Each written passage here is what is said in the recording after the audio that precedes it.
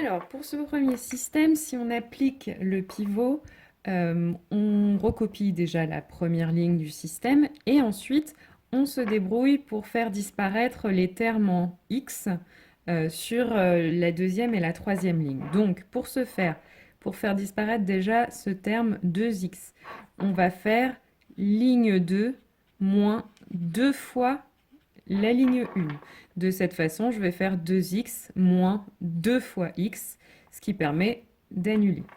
Ensuite, moins y moins 2y, ça nous donne donc 3y. 4z moins 2z, ça nous donne 2z. Et 17 moins 2 fois 7, ça nous donne 3. Pour faire disparaître ensuite le 3x, on va faire ligne 3 moins 3 fois la ligne 1. Donc ça nous fait 3x moins 3 fois x. Donc ça nous fait disparaître le premier terme. Ensuite, moins 2y moins 3 fois moins 2y, ça va nous faire 4y.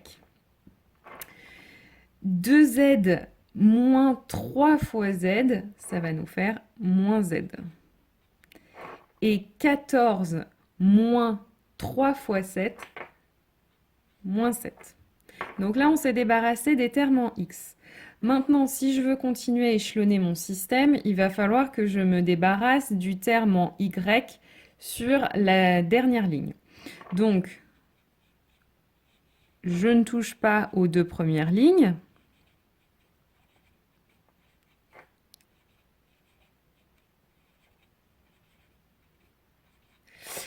Et je vais sur la dernière faire d'abord, pour éviter les fractions, ici, normalement, j'aurais dû faire, par exemple, ligne 3 moins 4 tiers de la ligne 2. Mais pour éviter les fractions, ce que je vais faire, c'est que je vais d'abord multiplier cette ligne par 3. Donc là, je vais faire 3 fois la ligne 3, ce qui va nous faire donc 12y moins 3z égale moins 21. Et ensuite seulement, je vais faire ma dernière opération pour finir d'échelonner le système. Et cette opération, ce sera donc ligne 3 moins 4 fois la ligne 2. Et donc, si je fais ça, ça va me faire 12y moins 4 fois 3y, 0. Ensuite, moins 3z moins 4 fois 2z, ça nous fait moins 11z. Moins 21 moins 4 fois 3, ça va nous faire moins 33. Donc là, finalement, mon système est échelonné. Il ne me reste plus qu'à faire la remontée. Donc là, z va être égal à moins 33 sur moins 11, c'est-à-dire à 3. Y, je vais avoir z qui vaut 3, donc ça va me faire 2 fois 3, 6 que je passe de l'autre côté. Donc de l'autre côté, je vais avoir moins 3, divisé par 3, ça me fait donc moins 1. Et pour x, j'ai moins 2 fois moins 1, donc plus 2, plus 3. Donc ici, je vais avoir, je vais avoir 2 plus 3, 5. Que je passe de l'autre côté, il va me rester 2. Donc x égale 2. Donc finalement, la solution, c'est 2 moins 1, 3. La solution est donc unique. Alors, le deuxième système, normalement, n'aurait pas dû être traité en TD faute de temps, mais j'ai quand même fait une correction rapide. Donc, première étape, je recopie la première ligne et je me débarrasse des termes en x sur les lignes suivantes. Donc, pour ce faire, pour se débarrasser du 2x, ici, on va faire ligne 2 moins 2 fois la ligne 1, ce qui nous permet de nous débarrasser du 2x. Puis ensuite, moins y moins 2 fois 2y, ça nous fait moins 5y. 4z moins 2 fois moins 3z, ça nous fait 10z. Et 4 moins 2 fois 1, ça nous fait 2. Pour la troisième ligne, pour se débarrasser du 3x, on va faire ligne 3 moins 3 fois la ligne 1. Donc, ça va nous donner 3x moins 3 fois x, ça nous annule le terme en x. Ensuite, 8y moins 3 fois 2y, ça nous fait moins 4y. Et puis, 7 moins 3 fois 1, ça nous fait 4. Ensuite, on recopie les deux premières lignes. Et puis, on essaie de se débarrasser du terme en 2y. Alors, encore une fois, ici, si j'essaye de m'en débarrasser immédiatement, je vais devoir faire ligne 3 plus 2 cinquièmes de la ligne 2. Pour éviter les fractions, je décide plutôt de multiplier d'abord cette ligne, la troisième ligne, par 5 et non pas 2. Donc si je multiplie tout par 5, ça me fait 10y moins 20z égale 20. Et une fois que j'ai fait ça, du coup, je peux faire la ligne 3 plus 2 fois la ligne 2. Donc ça me fait 10y plus 2 fois moins 5y, ce qui annule le terme en y ici. Ensuite, je fais moins 20z plus 2 fois 10z. À nouveau, ça fait 0. Donc au terme de gauche, il me reste juste 0. Et de l'autre côté, au second membre, ça me donne 20 plus 2 fois 2, donc 24. Et donc là, je me retrouve avec une ligne du type 0 égale un coefficient différent de 0. Donc c'est absurde, donc ce système n'a pas de solution. Le troisième système, c'est pareil, n'était pas à faire, mais je vous ai mis une correction quand même rapide. Donc, toujours la même chose, on recopie la première ligne et ensuite on essaye d'échelonner. Donc on se débarrasse du 3x et du 5x sur la troisième ligne. Donc pour se débarrasser du 3x, on va faire L2 moins 3 fois la ligne 1. Ce qui nous permet donc de faire 3x moins 3 fois x qui s'annule. Ensuite on fait moins y moins 3 fois 2y, ça nous fait moins 7y. 2z moins 3 fois moins 2z, ce qui nous fait 8z. Et 7 moins 3 fois moins 1, ce qui nous fait 10.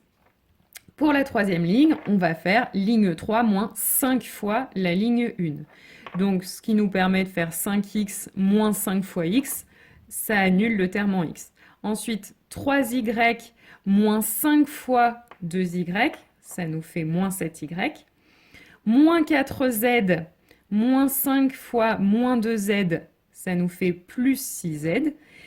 Et 2 moins 5 fois moins 1, ça nous fait 7. Ensuite, il va falloir se débarrasser maintenant du terme en y sur la troisième ligne. Donc, pour ce faire, on va faire ligne 3 moins la ligne 2. Si je fais donc moins 7y moins 7y, j'annule le terme en y sur la troisième ligne. Ensuite, je vais faire donc 6z moins 8z, ça me fait moins 2z, et puis 7 moins 10, ce qui nous fait moins 3. Donc maintenant, on va pouvoir faire la remontée. Donc on a z qui va être égal à 3 demi. Ensuite, en remplaçant z dans la ligne du dessus, je vais avoir 8 fois 3 demi. Donc 8 fois 3 demi, ça fait en fait 12. Donc je passe le 12 de l'autre côté, ça me fait 10 moins 12, donc moins 2, que je vais diviser ensuite par moins 7. Donc y est égal à 2 septièmes. Puis ensuite, là, je ralentis un petit peu sur cette ligne-là. Donc, je vais avoir x qui va être égal donc à moins 1. Le 2y va donc être égal à 4 septièmes, que je vais faire passer de l'autre côté, donc moins 4 septièmes. Et puis, moins 2z, ça va donc être égal à moins 3. Moins 3 que je vais faire passer de l'autre côté, donc qui va devenir plus 3. Et donc, finalement, si je fais cette somme, j'obtiens que x est égal à 10 septièmes. Et donc finalement, j'ai une unique solution à ce système qui est 17e, 2 septièmes, 3 demi. Alors le système 4, lui, par contre, il fallait le faire. Donc, même principe, je recopie la première ligne, puis j'essaye de me débarrasser du terme 3x et du terme 5x.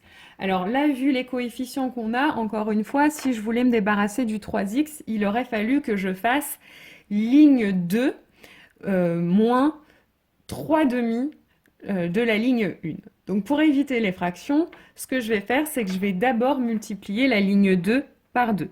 Donc ça va me faire 6x moins 14y plus 4z moins 10s plus 8t égale 18.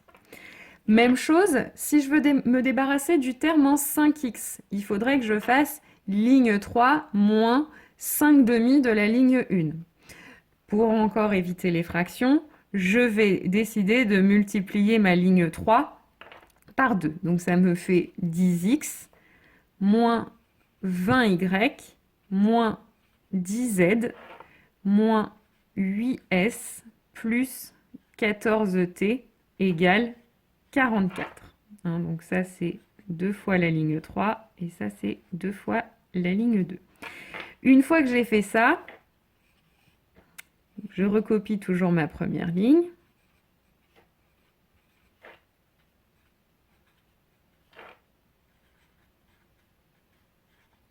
Et là, je vais pouvoir faire ligne 2 moins 3 fois la ligne 1. Donc, 6x moins 3 fois 2x, ça va annuler le terme en x. Ensuite, je continue. Moins 14y moins 3 fois moins 5y. Ça va me faire y. Ensuite, 4z moins 3 fois 3z.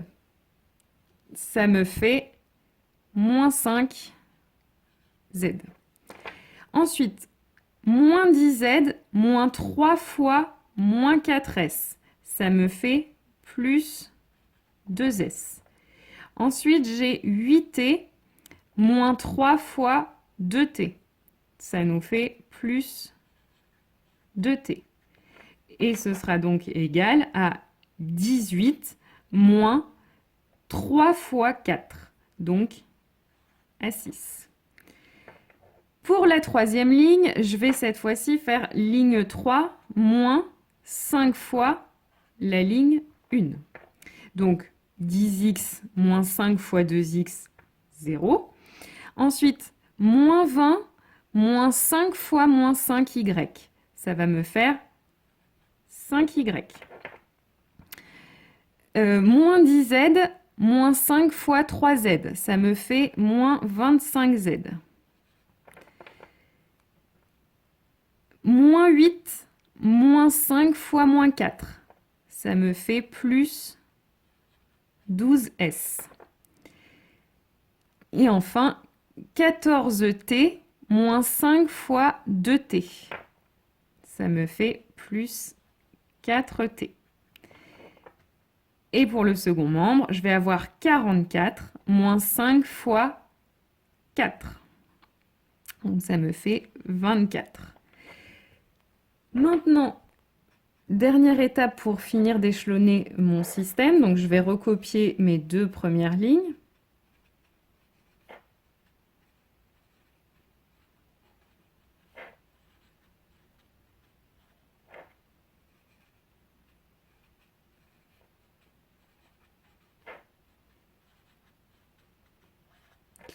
Et pour maintenant, il faut que je me débarrasse du terme en Y sur la troisième ligne.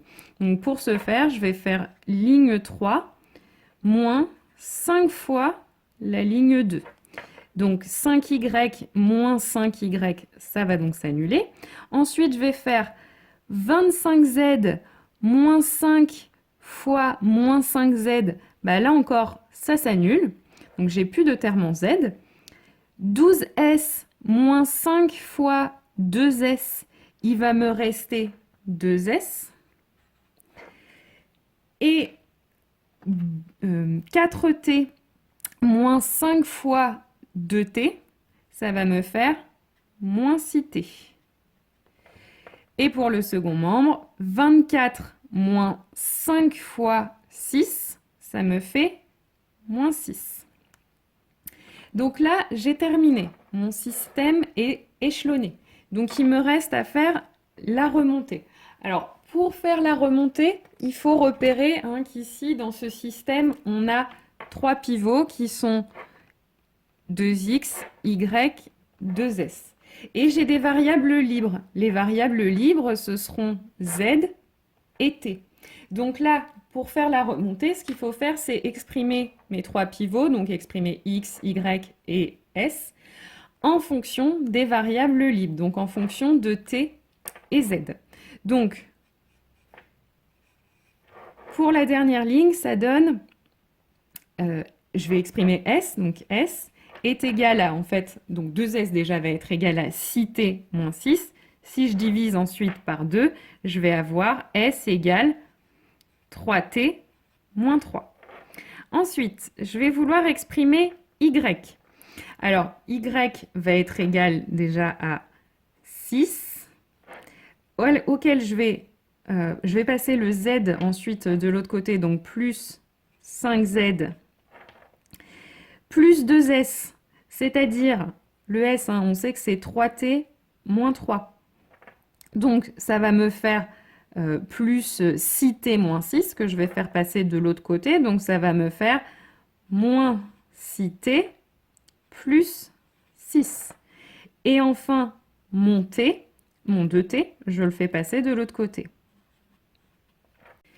Et donc maintenant, je vais isoler 2x. Je ne vais pas aller trop vite dans la remontée, mais je vais quand même exprimer donc 4 plus 5y moins 3z. Alors, plus 4s que je vais tout de suite changer en plus 12t moins 12. Et ensuite, moins 2t. Et ensuite, donc j'ai mon 2x, donc qui était égal à 4, plus 5y, donc plus 5 fois 12, 60, plus 5 fois 5z, 25z, moins 5 fois 8t, moins 40t. Et puis ensuite, le reste, donc moins 3z, plus 12t, moins 12, moins 2t. Donc, il me reste à simplifier cette écriture de x. Donc, le y, toujours 12 plus 5z moins 8t, et s, 3t moins 3. Et donc, il me reste x. Donc, au niveau des termes constants, j'ai 4 plus 60 moins 12. Donc, tout ça, ça va nous faire 52 que je vais tout de suite diviser par 2. Donc, 26. Ensuite, les termes en z, j'ai 25z moins 3z. Ça m'en fait 22 que je vais diviser par 2, donc plus 11z. Et enfin, les termes en t, donc j'ai moins 40 plus 12t moins 2t. Ça fait moins 30t que je divise par 2, donc moins 15t. Donc voilà, donc finalement, notre ensemble des solutions, ça va être l'ensemble des couples des quintuplés, pardon, x, y, z, st. Et donc, le x, je vais le remplacer par 26 plus 11z moins 15t. Le y par 12 plus 5z moins 8t. Le z, c'est une variable libre, donc je l'écris tel quel. S va être égal à 3t moins 3.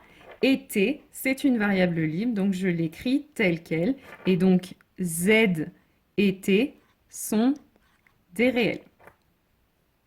Et enfin, le dernier système qui n'était pas forcément à traiter, mais dont je donne quand même une correction. Donc, même principe, on recopie la première ligne, puis on essaye de se débarrasser sur les lignes 2 et 3 des termes en x. Donc là, pour ce faire, je vais faire ligne 2 moins 2 fois la ligne 1. Donc ça va nous annuler le terme en x. Puis ensuite, 5y moins 2 fois 2y, ça nous fait y. Moins 2z moins 2 fois moins 3z, ça nous fait 4z. T moins 2 fois 4t, ça nous fait moins 7t. Et 1 moins 2 fois 2, ça nous fait moins 3. Et sur la ligne 3, pour me débarrasser du 5x, je fais L3 moins 5L1. Donc ça nous permet de nous débarrasser du terme en x. Et puis ensuite, 12y moins 5 fois 2y, ça nous fait 2y. Moins 7z moins 5 fois moins 3z, ça nous fait 8z. Et 6t moins 5 fois 4t, ça nous fait moins 14t. Et pour le second membre, 7 moins 5 fois 2, ça nous fait moins 3. Ensuite, à l'étape suivante, il va falloir que je me débarrasse du terme en y sur la ligne 3. Donc pour ce faire, je fais ligne 3 moins 2 fois la ligne 2. Ce qui me permet donc d'annuler le terme en y. Et puis ensuite, 8z moins 2 fois 4z, ça va nous faire 0. Et puis, moins 14t moins 2 fois moins 7t, ça va nous faire 0 également. Donc j'ai un premier membre qui vaut 0. Et pour le second membre, je vais avoir moins 3, moins 2 fois moins 3. Donc ça fait 3. Et donc je me retrouve avec une dernière ligne avec un premier membre nul et qui est égal à un réel non nul. Donc le système n'a pas de solution. Alors, la première affirmation de l'exercice 9, on vous dit un système linéaire compatible admet une unique solution. Donc, en gros, là, on vous dit un système linéaire compatible, c'est un système linéaire qui a des solutions. Il admet une unique solution. Alors, la réponse, évidemment, c'est faux. Un système linéaire compatible, un système linéaire qui a des solutions, soit il en a une unique, soit il en a une infinité. Donc, on peut donner, par exemple, comme système, le système 2x plus y égale 0, 2x plus y égale 0. C'est un système qui donne donc x doit être égal à moins y. Et donc, ce système, ces solutions, ce seront les couples du type moins y, y avec y un réel. Donc, un système avec une infinité de solutions. Ensuite, une matrice échelonnée réduite admet une position de pivot par colonne. Donc c'est faux. Donc par exemple, on peut donner cette matrice qui est échelonnée réduite. Je vous rappelle, une matrice échelonnée réduite, il faut qu'il y ait quatre conditions de vérifier. Vous devez avoir le premier coefficient non nul de chaque ligne doit être à droite de celui du précédent. Donc par exemple, là, vous avez bien le premier coefficient non nul ici qui est 1, il est bien situé à droite du premier coefficient non nul de la ligne précédente. Ensuite, il faut aussi que si une ligne soit nulle, toutes les suivantes soient nulles. Bon, là, on n'a pas de ligne nulle, donc évidemment, c'est vérifié. Il faut que le premier coefficient non nul soit égal à 1 sur chaque ligne. Donc là, c'est bien le cas. Et il faut que ce soit le seul coefficient non nul de la colonne. Donc là, c'est bien le cas. Chaque 1 est bien le seul coefficient non nul de la colonne. Donc c'est bien une matrice échelonnée réduite. Et pourtant, on s'aperçoit que dans la colonne 2, je n'ai pas de position de pivot. Donc c'est faux. Un système linéaire homogène admet une unique solution. Alors, la réponse, c'est faux, et on peut redonner le même exemple que dans la première affirmation, le même contre-exemple, puisque ce système est un système homogène. Un système homogène, c'est un système où chacun des seconds membres est égal à 0. Donc là, c'est bien le cas. Et on a dit tout à l'heure que ce système avait une infinité de solutions, donc pas de solution unique. Ensuite, un système linéaire avec strictement moins d'inconnus que d'équations possède ou bien une infinité de solutions, ou bien aucune. Donc là, c'est faux, encore une fois. Je vous ai donné un exemple de système où il y a deux inconnus et 3 équations, donc strictement moins d'inconnus que d'équations. Et pourtant, si je résous ce système, j'obtiens une solution unique, x égale 1, y égale 0. Donc, l'affirmation est fausse. Ensuite, on vous dit il existe un système de 3 équations linéaires à 3 inconnus qui possèdent exactement 3 solutions. La réponse, c'est faux. Et je l'ai dit un petit peu tout à l'heure, un système linéaire, il n'y a que 3 possibilités pour son nombre de solutions. Soit il n'en a pas du tout, soit il en a une unique, soit il en a une infinité. Donc il ne peut pas avoir exactement 3 solutions. S'il a 3 solutions, c'est qu'en fait il fait partie du dernier cas, il en a automatiquement une infinité. Donc c'est faux. Dernière affirmation, soit M une matrice échelonnée réduite. Si l'on supprime une ligne de M, alors la matrice qui en découle est encore sous forme échelonnée réduite. Donc là, je vous ai rappelé les conditions pour être une matrice échelonnée. Déjà, il faut que si une ligne est nulle, les suivantes le soient aussi. Le premier coefficient non nul de chaque ligne est à droite de la ligne de la ligne précédente. Le premier coefficient non nul de chaque ligne est 1 et c'est le seul élément non nul de sa colonne. Si on regarde ces quatre conditions, à chaque fois si vous vous dites j'enlève une ligne, c'est toujours, les 4 conditions sont toujours vérifiées, puisque même si vous enlevez une ligne, si vous aviez une matrice dans laquelle une fois qu'une ligne était nulle, les suivantes aussi, vous enlevez une ligne, c'est toujours vrai. Vous prenez une ligne nulle, les suivantes seront toujours nulles, même si vous en avez enlevé une.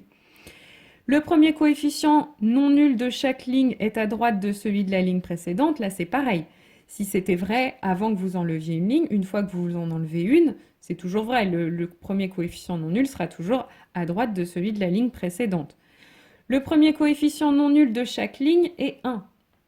Ça encore, même si vous enlevez une ligne, ce sera toujours vrai. C'est le seul élément non nul de sa colonne. Le 1, le 1 dont on parlait tout à l'heure, ce sera toujours le seul élément non nul de la colonne. Si c'était vrai avant, vous enlevez une ligne, c'est toujours vrai.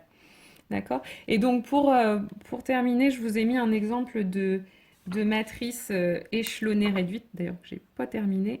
Voilà. Donc ça, par exemple, c'est une matrice échelonnée réduite. Donc, vous avez bien, si une ligne est nulle, par exemple celle-ci est nulle, toutes les suivantes le sont aussi. Le premier coefficient non nul de chaque ligne est à droite de celui de la ligne précédente. Donc là, par exemple, le premier coefficient non nul de cette ligne, c'est celui-ci. Il est bien à droite de celui de la ligne précédente. Le premier coefficient non nul de chaque ligne est 1. C'est bien le cas. Premier coefficient non nul de la première ligne, c'est 1. Le premier coefficient non nul de la deuxième ligne aussi. Et puis sur les autres lignes, on n'a pas de coefficient non nul. Et c'est le seul élément non nul de sa colonne. Là, si vous regardez, 1, c'est bien le seul élément non nul de la colonne. Même chose ici, ce 1, c'est le seul élément non nul de la colonne. Donc voilà, ça c'est bien une matrice échelonnée réduite. Et donc vous pouvez vérifier que si vous enlevez n'importe quelle ligne, toutes les conditions qu'on a énumérées sont toujours vérifiées.